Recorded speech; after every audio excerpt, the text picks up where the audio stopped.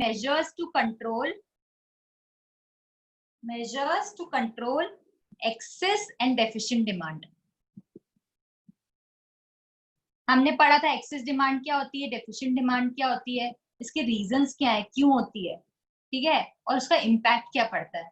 अब है तो ये प्रॉब्लम ही, एक्सेस डिमांड भी हो तो भी प्रॉब्लम है, इकोनॉमी में दिक्कत करता है ना, या फिर डेफिशिएंट हो तो भी प्रॉब्लम है.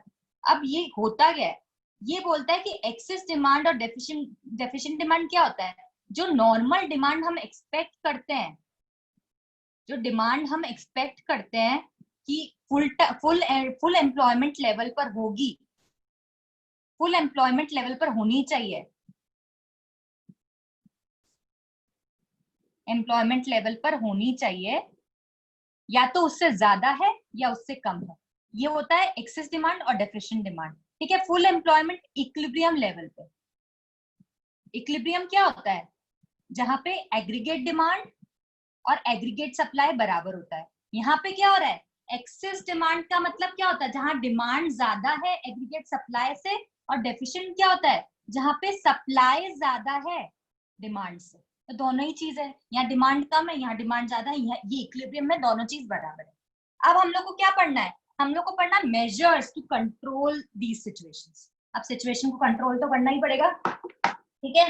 देखो क्या होता है, पहला पॉइंट इसमें क्या है, change in government spending. Government खर्चा करती है, क्या क्या चीजों में गवर्नमेंट खर्चा करती है. देखो गवर्नमेंट ना ह्यूज अमाउंट कहाँ पे खर्च करती है, पब्लिक वर्क्स पे. ठीक है, पब्लिक वर्क्स पे. अब पब्लिक वर्क्स में क्या क्या चीजें आ गई, जैसे रोड कंस्ट्रक्ट करना, फ्लाईओवर बनाना, ब्रिज हो गया, वही फ्लाईओवर हो गया, या बिल्डिंग बनाना, या फिर रेलवे लाइंस वगैरह बनाना, डैम बनाना, ये सब चीजें करती है ना गवर्नमेंट. अब ये सब बनाने में, ये सब कंस्ट्रक्ट करने में पता है बहुत सारी चीजों की जरूरत पड़ती है, और वो जो बहुत सारी चीजें होती है ना, वो बहुत सारी चीजें ह्यूज क्वांटिटी में लेनी पड़ती है. एक तो चीजें भी बहुत सारी चाहिए, रॉ मटेरियल भी बहुत सारा चाहिए, और क्वांटिटी भी उसकी ज्यादा चाहिए. इससे क्या होगा, इन सब चीजों की डिमांड इंक्रीज हो जाएगी. एक और बात, जो हम डिमांड की बात कर रहे हैं वो टोटल डिमांड इकोनॉमी की, इकोनॉमी में जो टोटल डिमांड है ना, सबकी मिला के, सब चीजों की मिला के उसकी बात कर रहे हैं. ठीक है, अब ये सारा सामान की भी डिमांड इस टोटल डिमांड में आती है, और इन केस ये सारा सामान हमने खरीदा बहुत ह्यूज क्वांटिटी में, तो अपने आप क्या होगी, डिमांड नॉर्मल लेवल से इंक्रीज हो जाएगी. और अगर मुझे इस एक्सेस डिमांड को कंट्रोल करना है, कैसे कंट्रोल करूंगी, गवर्नमेंट की स्पेंडिंग को कम कर दूंगी, खर्चों को उसके कम कर दूंगी. अगर गवर्नमेंट अपने खर्चे कंट्रोल कर लेगी तो अपने आप सिचुएशन क्या हो जाएगी, नॉर्मल हो जाएगी. वो उतना ही परचेज करेगी जितना इकोनॉमी में इक्विलिब्रियम लाने के लिए जरूरी है. इक्विलिब्रियम भी कब, फुल एम्प्लॉयमेंट लेवल पे. क्योंकि हमें अभी पता है कि फुल एम्प्लॉयमेंट के बियॉन्ड जाके, अब अपन फुल एम्प्लॉयमेंट तो में है ही, सिचुएशन अपनी फुल एम्प्लॉयमेंट की है, और क्या हो रहा है, डिमांड ज्यादा हो रही है. जब डिमांड ज्यादा है, फुल एम्प्लॉयमेंट में है, तो हम लोग क्या कर सकते हैं, सप्लाई को इंक्रीज नहीं कर पाएंगे. क्यों, क्योंकि हम लोग एम्प्लॉयमेंट नहीं दे सकते. ऑलरेडी जितने भी वर्कर्स हैं वो फुल्ली एम्प्लॉयड है. एम्प्लॉयमेंट हम दे नहीं सकते, प्रोडक्शन हम इंक्रीज कर नहीं सकते. जब प्रोडक्शन इंक्रीज होगा नहीं तो सप्लाई इंक्रीज भी नहीं होगी. तो अल्टीमेटली क्या होगी, डिमांड ज्यादा रह जाएगी. इसकी वजह से रिजल्ट क्या आएगा, प्राइसेस इंक्रीज हो जाएंगे. यही तो प्रॉब्लम है मेन. अब सिचुएशन को कंट्रोल कैसे किया जाएगा, गवर्नमेंट को बोलेंगे भैया खर्चा कम करो, खर्चा को कंट्रोल करो. समझ में आ गया तुम लोगों को. दूसरा क्या इसका वो होगा major, change in taxes. Mute अपना, ठीक है. Change in taxes. अब चेंज इन टैक्सेस क्या हुआ, गवर्नमेंट क्या करती है, हम पे टैक्स इंपोज करती है जनरल पब्लिक पे. सपोज करो अभी हमें ज्यादा टैक्स देना पड़ रहा है, हमारी जो इनकम है सपोज करो 1 लाख रुपए, छोटा सा एग्जांपल है, और अभी मुझे 30% टैक्स देना पड़ रहा है, यानी कि 30% टैक्स देना पड़ रहा है, यानी कि 70,000 ही मेरे पास इनकम बच जाती है खर्चे करने को. ये मेरे पास लेफ्ट ओवर इनकम है ना मेरी पॉकेट में. 1 लाख में से 30,000 तो मैं देकर आ गई गवर्नमेंट को टैक्स में, तो 70,000 मेरे पास बच गए। अब मेरे पास कम अमाउंट बचा है खर्चे करने को, और अगर खर्चा बियॉन्ड जा रहा है, यहाँ पे कम अमाउंट बचा तो हो सकता है हमारी डिमांड हम कम रखें मार्केट में, तो ये तो डेफिशिएंट डिमांड की बात हो रही है। लेकिन फिलहाल जो हम बात कर रहे हो क्या कर रहे हैं, अगर गवर्नमेंट टैक्स को कम कर देती है या 10% ही कर देती है तो क्या होता है, हम लोग के पॉकेट में ज्यादा रुपए बच जाते हैं खर्चे करने को। जब ज्यादा रुपए खर्चे करने को बच जाते हैं तो हम लोग क्या कर देते हैं, मार्केट में डिमांड इंक्रीज कर देते हैं। जब डिमांड इंक्रीज हो जाती है तो सिचुएशन क्या जाती है, वो सप्लाई से भी ज्यादा चल जाती है। तो ये क्या हो गया, एक्सेस डिमांड हो गई। और अगर मुझे इसको कंट्रोल करना है तो मैं क्या बोलूंगी, इसको कैसे कंट्रोल किया जा सकता है, कि गवर्नमेंट है ना टैक्स की रेट इंक्रीज कर दे, टैक्स रेट्स इंक्रीज कर दे। उससे क्या होगा, गवर्नमेंट टैक्स ज्यादा लेगी तो हम लोग के पास पॉकेट में कम पैसा बचेगा, पॉकेट में कम पैसा बचेगा तो हम कम खर्चा करेंगे। तो अभी क्या सिचुएशन है, हम लोग की डिमांड ज्यादा थी मार्केट में सप्लाई से, और जब टैक्सेस बढ़ा देगी गवर्नमेंट तो हम लोग क्या करेंगे, अपनी डिमांड को थोड़ा रिड्यूस कर देंगे। फिर क्या सिचुएशन आएगी, एग्रीगेट डिमांड एग्रीगेट सप्लाई के वापस बराबर आ जाएगी, फिर हम लोग इसको सिचुएशन को कंट्रोल कर पाएंगे। ठीक है, यानी कि कंट्रोल सिचुएशन हो जाएगी। अब थर्ड पॉइंट क्या है, थर्ड पॉइंट है चेंज इन मनी सप्लाई और अवेलेबिलिटी ऑफ क्रेडिट। ये वाला टॉपिक हम लोग कहाँ पे अच्छे से डिस्कस करके आए हैं, कोई बता सकता है कि कहाँ पे डिस्कस करके आए हैं। अब ये वाला पॉइंट है चेंज इन मनी सप्लाई और अवेलेबिलिटी ऑफ क्रेडिट। तो अपन ने ये पढ़ा था कि सेंट्रल बैंक क्या करती है, कुछ पॉलिसीज अडॉप्ट करती है। अगर मार्केट में सपोज करो, समझना, अगर मार्केट में फ्लो ऑफ मनी ज्यादा होता है, यानी कि क्या हो रहा है, मार्केट में एक्सपेंडिचर इंक्रीज हो रहा है। जब लोगों की पॉकेट में पैसा ज्यादा होता है तब क्या होता है, वो लोग खर्चा ज्यादा करते हैं। ठीक है, अगर ऐसा हो जाए तो क्या होता है, जब फ्लो ऑफ मनी मार्केट में ज्यादा होता है, लोगों की पॉकेट में पैसा ज्यादा होता है तो वो लोग ज्यादा खर्चा करते हैं। गवर्नमेंट क्या करती है, ऐसे तरीके अपनाती है जिससे क्या होता है, गवर्नमेंट क्या बोली यहाँ पे, तो सेंट्रल बैंक बोलो, आरबीआई। आरबीआई क्या करती है, वो कुछ तरीके अडॉप्ट करती है जिससे क्या होता है, लोगों की पॉकेट में जो पैसा है वो कंट्रोल हो जाता है। अब कैसे कैसे कंट्रोल होता है, हमने वो पीछे चैप्टर में बैंकिंग वाले में पढ़ा था। अब देखिए वापस रिवाइज करते हैं थोड़ा सा। हमने क्या पढ़ा था, एक तो क्वालिटेटिव इंस्ट्रूमेंट्स होते हैं गवर्नमेंट जो यूज करती है, और एक क्वांटिटेटिव होता है। अभी मैं इसी चैप्टर में आगे जाके इसको डिस्कस करूंगी, अभी मैं सिर्फ नाम बता रही हूँ। ठीक है, क्वालिटेटिव में हमने क्या पढ़ा था कि एक मार्जिन रिक्वायरमेंट होता है, कुछ ऐसा याद आ रहा है, कुछ मॉरल सुएशन होता है, और क्या होता है, सिलेक्टिव क्रेडिट कंट्रोल्स होते हैं।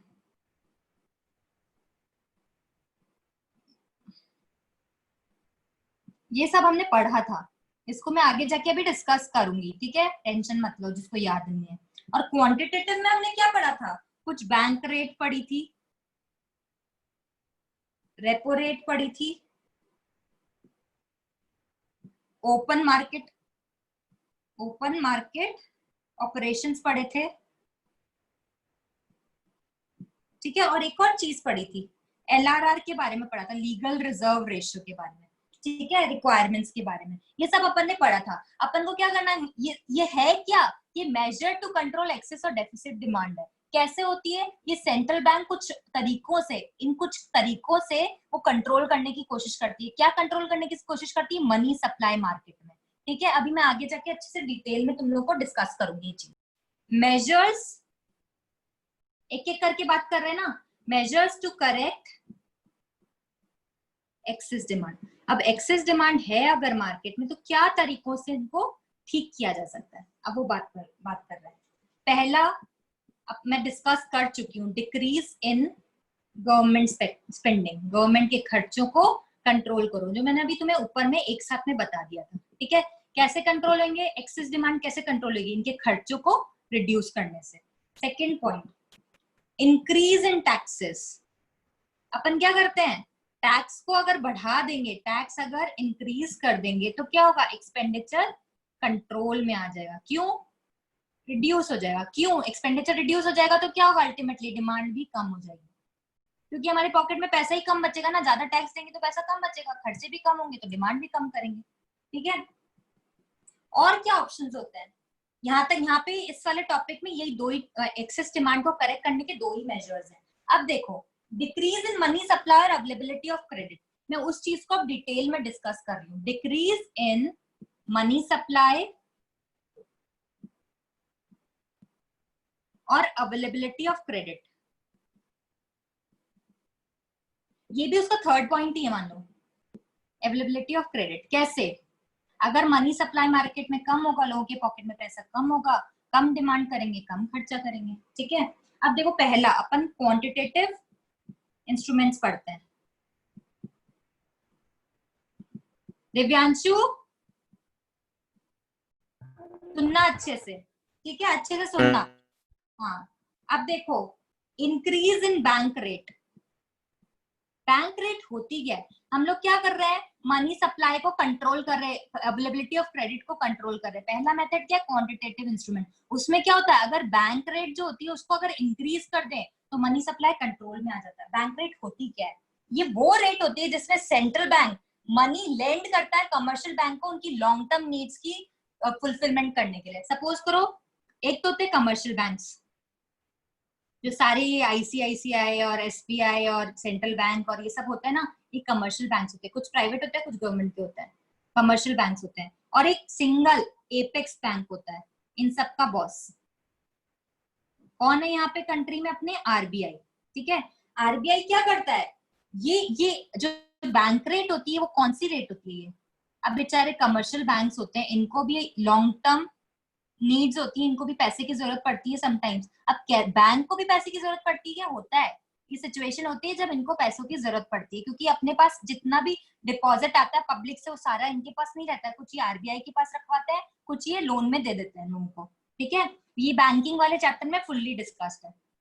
लॉन्ग टर्म नीड्स इनकी होती है, तो ये लोग क्या करते हैं? आरबीआई के पास जाते हैं, ठीक है, लोन लेने के लिए। तो आरबीआई क्या करती है? इनको इंटरेस्ट चार्ज करती है। वो इंटरेस्ट जो चार्ज करती है उसको बोलते हैं बैंक रेट। ठीक है, bank rate is the rate at which the central government lends money to commercial bank to meet their long term needs. उनको लॉन्ग टर्म में नीड होती है, उनको पैसे की जरूरत होती है लंबे समय के लिए, तो क्या करती है? कमर्शियल बैंक आरबीआई के पास जाते हैं लोन लेने, और जो आरबीआई इनसे जो इंटरेस्ट चार्ज करती है उसको बोलते हैं बैंक रेट। अब देखो क्या होता है, अगर बैंक रेट को बढ़ा दिया जाए, यानी कि कमर्शियल बैंक लोन ले रहे हैं आरबीआई से और इनको अगर ज्यादा इंटरेस्ट देना पड़ेगा, ज्यादा इंटरेस्ट देना पड़ेगा, तो इनके पॉकेट में पैसे कम बचेंगे, इनके पॉकेट में जो मनी रहेगा वो कम बचेगा, कम पैसा बचेगा ना। अगर कम पैसा बचेगा तो ये जो जनरल पब्लिक इनसे लोन लेने आती है, जनरल पब्लिक जो लोन लेने आती है, इनके पॉकेट में अगर कम पैसा रहेगा तो ये पब्लिक को भी लोन कम देंगी ना, लोन पब्लिक को भी ये लोग लोन कम देंगे। और अगर पब्लिक को लोन कम मिलेगा, यानी कि उन जनरल पब्लिक की पॉकेट में, पब्लिक की पॉकेट में कम पैसा बचेगा खर्चा करने के लिए, कम पैसा रहेगा, कम खर्चा करेंगे, कम खर्चा करेंगे तो क्या होगा? Less expenditure. इसका मतलब क्या हुआ? Less demand. तो अपने आप जो एक्सेस डिमांड की सिचुएशन है वो कंट्रोल में आ जाएगी। क्या ये तुम लोग को समझ में आया? अगर मैं अब एक दूसरा अपन ने पढ़ा था रेपो रेट, एक तो बैंक रेट पढ़ा था जो अभी अपन ने डिस्कस कर लिया, फिर अपन ने पढ़ा था रेपो रेट। रेपो रेट भी क्या होता है? जो कमर्शियल बैंक्स आरबीआई से लोन लेते हैं, अभी भी आरबीआई से कमर्शियल बैंक से लोन ले रहे हैं, तो कमर्शियल बैंक किस लिए लोन ले रहे हैं? शॉर्ट टर्म नीड्स को फुलफिल करने के लिए, मीट करने के लिए। इनको जो शॉर्ट टर्म पीरियड में जो पैसों की जरूरत पड़ती है, जो भी जरूरत पड़ती है, उसके लिए लोग लोन लेते हैं। तो वो लोन जो ये लोग लेते हैं शॉर्ट टर्म नीड्स के लिए, उसको बोलते हैं, उस पे जो इंटरेस्ट चार्ज किया जाता है उसको बोलते हैं रेपो रेट, उसको बोला जाता है रेपो रेट। तो सिमिलरली यहाँ पे भी क्या है कि अगर ये लोग ज्यादा इंटरेस्ट लेंगे कमर्शियल बैंक से, तो कमर्शियल बैंक के पास कम पैसा बचेगा पॉकेट में। अगर इनके पास कम पैसा पॉकेट में बचेगा तो ये लोग लोन कम दे पाएंगे जनरल पब्लिक को, और अगर जनरल पब्लिक को लोन कम मिलेगा तो उनके पास खर्चे के लिए पैसा कम रहेगा पॉकेट में, और वो लोग अगर कम खर्चा करेंगे तो उनकी डिमांड अल्टीमेटली क्या हो जाएगी? कम हो जाएगी। यही होता है ना हमेशा, देखो अब तीसरा पॉइंट क्या है इसका, तीसरा पॉइंट है ओपन मार्केट ऑपरेशंस। अब देखो अगर आरबीआई आरबीआई क्या चाहती है, मार्केट में पैसा कंट्रोल करना, आरबीआई यही चाहती है ना। तो आरबीआई क्या, अगर आरबीआई परचेज करती है कोई चीज, अगर आरबीआई सिक्योरिटीज परचेज करती है तो क्या करती है, पैसा, अगर कुछ अपन खरीदते तो क्या देते हैं, इन रिटर्न अपन मनी देते हैं, ठीक है। और अगर आरबीआई मार्केट में पैसा देने लगी तो मार्केट में तो मनी सप्लाई इंक्रीज हो जाएगा ना, हमें तो इसको कंट्रोल करना है, क्योंकि अगर लोगों के पास ज्यादा पॉकेट में पैसा चला गया तो पता चलेगा कि ना वो लोग खर्चे ज्यादा करेंगे, डिमांड बढ़ जाएगी। तो आप क्या करेंगे, आरबीआई क्या करती है इस सिचुएशन में, सेल करती है, सेल ऑफ सिक्योरिटीज, जो भी उसके पास सिक्योरिटीज होता है उसको सेल कर देती है। किसको सेल करती है, कमर्शियल बैंक्स को। क्या होता है, कमर्शियल बैंक अगर आरबीआई से कुछ चीज परचेज करेंगे तो आरबीआई को वो लोग पेमेंट करेंगे, उससे कुछ सामान खरीदेंगे तो पेमेंट भी तो करेंगे। अब ये लोग अगर पेमेंट कर रहे हैं तो इनकी पॉकेट में पैसा कम बचेगा, पैसा कम बचेगा तो जनरल पब्लिक को पैसा कम लोन देंगे,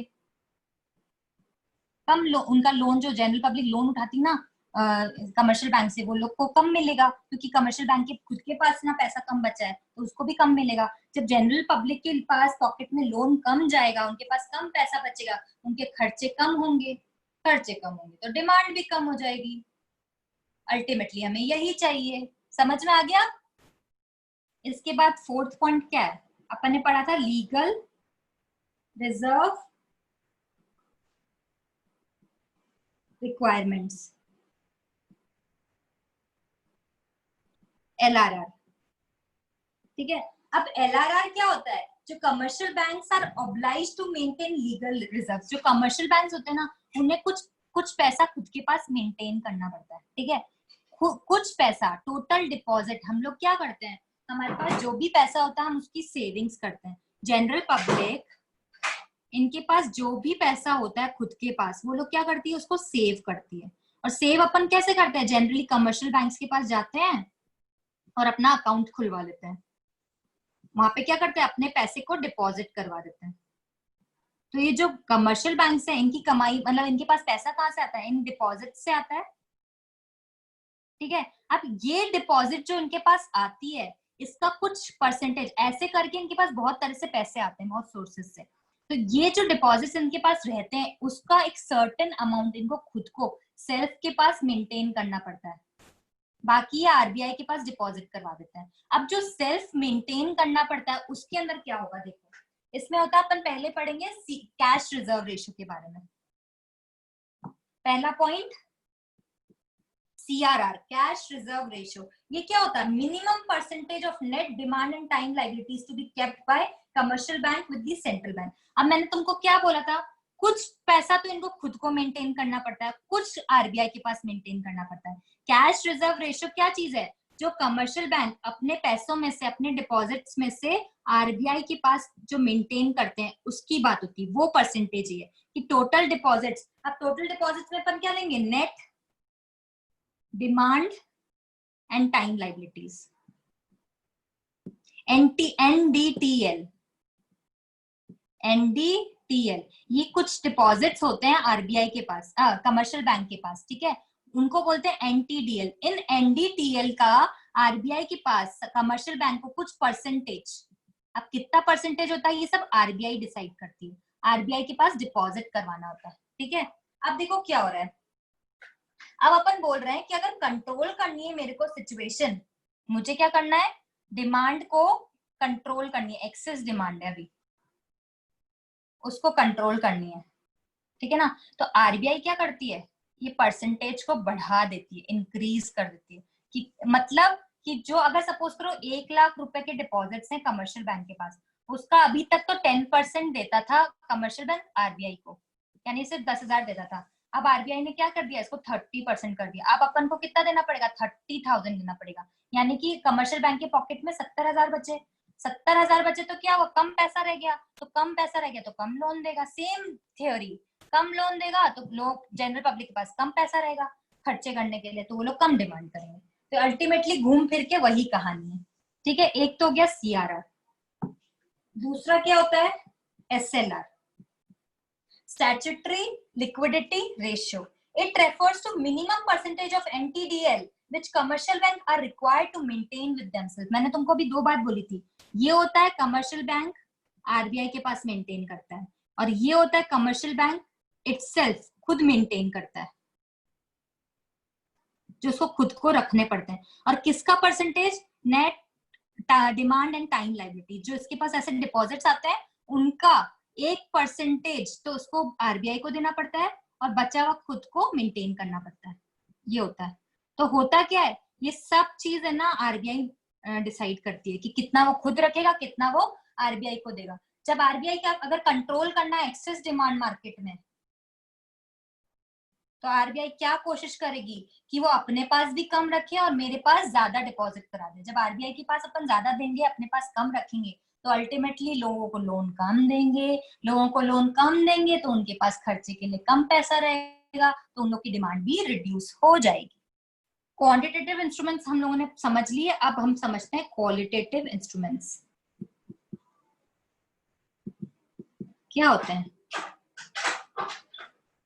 देखो, क्वालिटेटिव इंस्ट्रूमेंट्स में अपन ने पहला पॉइंट अपन पढ़ रहे हैं मार्जिन रिक्वायरमेंट्स. ठीक है, यहां बोल रहा है कि अगर मुझे एक्सेस डिमांड को कंट्रोल करना है तो मैं क्या करूंगी, मार्जिन रिक्वायरमेंट्स को इंक्रीज कर दूंगी. कैसे होता है मार्जिन रिक्वायरमेंट, एक्चुअली में होता क्या है, ये डिफरेंस होता है between the market value of securities offered and the amount of value of amount lent. देखो क्या होता है, हम लोग क्या करते हैं जब लोन्स देते हैं पब्लिक को, कुछ लोन ऐसे होते हैं जिनके अगेंस्ट में अपन सिक्योरिटी रखवाते हैं. ठीक है, अपन ने बोला कि अगला कोई आदमी है बेचारा गांव का, उसके पास तो गोल्ड ही मिलेगा, गांव वाले लोगों के पास गोल्ड ज्यादा मिलता है. तो होता क्या, वो लोग अपन बोलते हैं कि अगर तुमको लोन लेना है, क्योंकि हमें तुम पर ट्रस्ट नहीं है, तुम्हारी क्रेडिट रेटिंग उतनी अच्छी नहीं है, तो ऐसा करो तुम कोई असेट अपनी यहाँ पे रखवा दो, गिरवी रखवा दो, उसके अगेंस्ट में तुम लोन ले लो. अब जो असेट होती है, सपोज यहाँ पे मार्जिन रिक्वायरमेंट क्या होता है कि जितने की असेट है, सपोज करो तुम 10 लाख की असेट है. ठीक है, 10 लाख की असेट है और जो लोन उनको चाहिए, अब मार्जिन रिक्वायरमेंट का मतलब है गवर्नमेंट क्या, ये RBI क्या बोलती है कि मार्जिन रिक्वायरमेंट को बढ़ा दो. मतलब उनको चाहिए सपोज करो 5 लाख लोन, या मान लो 11 लाख लोन, लेकिन असेट उन्होंने 10 लाख की दिया हो तो चलेगा ही नहीं, कैंसिल. अभी बोल रहे हैं कि तुम या तो 8 लाख लोन दे दो, 7 लाख लोन दे दो. हमेशा जो गिरवी रखाते ना असेट, उसका और लोन का डिफरेंस ज्यादा रखो. क्यों, कभी कभी ऐसा होता है जो असेट हम गिरवी रखाते हैं उसकी मार्केट वैल्यू ना बहुत फ्लक्चुएट करती है. तो ये जो सेंट्रल बैंक है या बैंक्स है, वो लोग सेफ साइड क्या करते हैं, इन जो मार्जिन होता है ना, मतलब जितना लोन दिया, लोन गिवन, एंड जो इन्होंने सिक्योरिटी डिपॉजिट करवाई है उसका वैल्यू, दोनों में डिफरेंस ज्यादा होना चाहिए. यानी कि मैं सिर्फ 10 लाख की असेट के अगेंस्ट में 8 लाख 7 लाख 6 लाख से कम लोन दूंगी. अगर मेरे को मार्जिन रिक्वायरमेंट को बढ़ाना है तो मैं कम से कम लोन देने की कोशिश करूंगी, इन दोनों का गैप ज्यादा रखने की कोशिश करूंगी. क्यों, अगर लोन, एक तो लोन कम दूंगी, पहली बात लोन कम दूंगी तो उनके हाथ में पैसा कम रहेगा, पैसा कम रहेगा तो क्या होगा, उन लोग खर्चा कम करेंगे, डिमांड कम होगी. ये तो कहानी फिक्स है. उसके अलावा जो बैंक्स होते हैं वो भी सेफ साइड में चल जाते हैं कि अगर इसकी वैल्यू कम भी हुई मार्केट की, अगर कोई असेट की, तो कितनी गिरेगी भाई, 8 लाख 7 लाख 6 लाख, में तो ये दे रही हूँ 2 लाख 3 लाख 4 लाख, इतना गैप रखा हुआ है मैंने लोन और असेट की वैल्यू के बीच में, तो मैं तो सेफ साइड हूँ. ठीक है, तो एक रीजन ये भी होता है. समझ में आ गया. अब हम पढ़ेंगे मॉरल सुएशन. मॉरल सुएशन क्या होता है देखें, ये भी हमने पढ़ा था अच्छे से. Advice to discourage lending.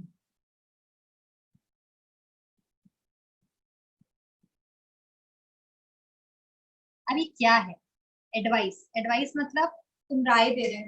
This is a combination of persuasion and pressure that central bank applies on other bank. Normally क्या होता है कि ये ना सेंट्रल बैंक कमर्शियल बैंक्स को है ना, central bank RBI commercial banks को राय देती है क्या, कि तुम कम से कम उधार दो.